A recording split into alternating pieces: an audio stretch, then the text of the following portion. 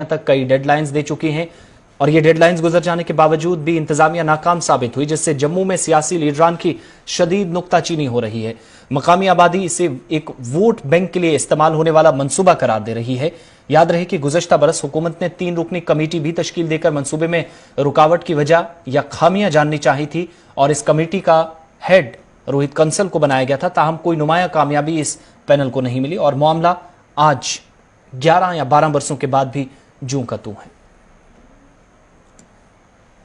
ये जो काम है, जो तवी लेक पे इन्होंने झील बनाने की बात की थी, इन्होंने जब प्रोजेक्ट पास किया था ये बोल के पास किया था कि यहाँ पे पर्यटक आएंगे।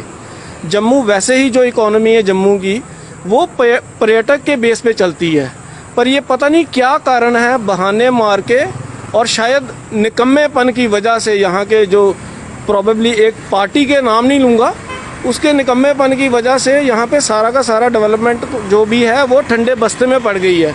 इनको भी नहीं पता होगा कि लेक का प्रोजेक्ट कहाँ तक पहुँचा। जब स्टार्ट हुआ था तब तो बड़े ऊंचे ऊंचे वादे, हरे बाग दिखा के, सब्ज बाग दिखा के उन्होंने कहा था कि यहाँ पे लेक बनेगी, लोग आएंगे, साबरमती प्रोजेक्ट के बेस पे आएंगे। और आज आप, क्योंकि आप इस लाइन में हो, आप खुद एक बार वहाँ जाके इनके किसी लीडर से पूछ लो वो कहाँ तक पहुँचा, वहाँ कितने पर्यटक आए और अगर नहीं आए तो वो कब खत्म होगा। इनमें से कोई एक आदमी एक डेट बोल के बता दे तो हम भी यहीं बैठे हैं।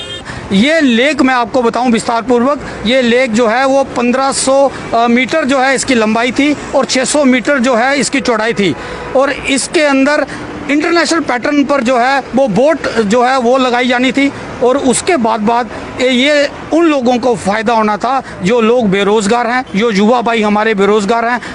इसमें सैकड़ों की तादाद में उनको रोज़गार दिया जाना चाहिए था।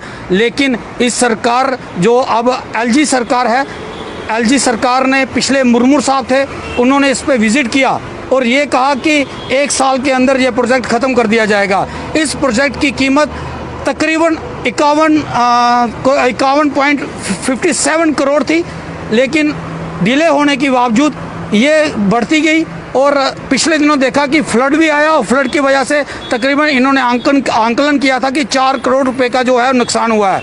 लेकिन मेरी सरकार से, आपके माध्यम से ये दरख्वास्त है कि एलजी साहब इंटरेस्ट लें। जो हमारी हेरिटेज प्रॉपर्टी है उसको हम कन्वर्ट कर सकते हैं और लोगों को रोज़गार दे सकते हैं। खित्ते चनाब की जिला किश्तवाड़ के मड़वा और वारवन के लोगों ने इंतजामिया के खिलाफ नाराजगी का इजहार करते हुए कहा कि जिला इंतजामिया जिला हेडक्वार्टर के साथ मिलाने वाली वाहिद किश्तवाड़ सिंथन रूट को आमदोरफ्त के लिए बहाल करने में नाकाम रही है, जिसकी वजह से दोनों अतराफ लोग शदीद मुश्किलात से दो चार हैं। मड़वा के डीडीसी मेंबर कहते हैं कि बार बार इंतजामिया के नोटिस में लाने के बावजूद भी जिला इंतजामिया से सूबा इंतजामिया तक कोई कदम नहीं उठाया गया। अवाम राहत की सांस लेने में अब तक नाकाम रही है क्योंकि इंतजामिया ने उन्हें ऐसा मौका ही नहीं दिया। उन्होंने कहा कि अगर सड़क को जल्द बहाल नहीं किया गया तो अब वो एहतजाज करने पर मजबूर होंगे क्योंकि सड़क से बर्फ मुकम्मल तौर पर हटा ली गई है, बावजूद इसके सड़क को अब तक खोला नहीं गया। चर्चा करने के लिए हमारे साथ डीडीसी मेंबर मड़वा के श्री शेख जफरुल्लाह हैं। उन्हीं से जानेंगे कि एक्चुअली इशू क्या और कितनी अहम सड़क है। जफर भाई, क्या कुछ है मामला सारा कि ये एक बड़ा हंगामा भी हो रहा है, लोग प्रोटेस्ट भी कर रहे हैं, तो क्या कुछ है इशू सिंथन रोड को लेकर? देखिए, पहली बात है कि मड़वा वड़वन के जो इलाके दो हैं ये बहुत बड़े इलाके हैं। यहाँ पर ट्रांसपोर्ट की फैसिलिटीज़ सिर्फ और सिर्फ 6 महीना रहती है। उसके बाद जो ही बर्फबारी जम्मू कश्मीर में शुरू होती है तो इन 2 पहाड़ियों पे, सिंथर और मरगन के पहाड़ियों पे भी बर्फबारी होती है और हमारा इलाका पूरा डिस्ट्रिक्ट हेडक्वार्टर और रियासत से ही मुनक़ता होता है।